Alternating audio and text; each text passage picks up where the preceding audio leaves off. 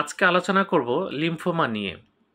অনেক সময় দেখা যাচ্ছে যে আমাদের জ্বর আসছে এবং সে তার সাথে ওজন কমে যাচ্ছে এবং দেখা যাচ্ছে রাতের বেলা প্রচণ্ড ঘাম হচ্ছে, যেটাকে আমরা ড্রেঞ্চিং সোয়েটিং বলি। তো এরকম যদি হয়, দেখা যাচ্ছে বিছানা চাদর পর্যন্ত ঘামে ভিজে যাচ্ছে, তার সাথে গলায় হাত দিলে যদি কোনো গোটা পাওয়া যায় বা আমাদের এক্সিলা বা বগলে যদি আমরা হাত দিয়ে কোনো গোটা পাই, তাহলে অবশ্যই কিন্তু লিম্ফোমার কথা মাথায় রাখতে হবে।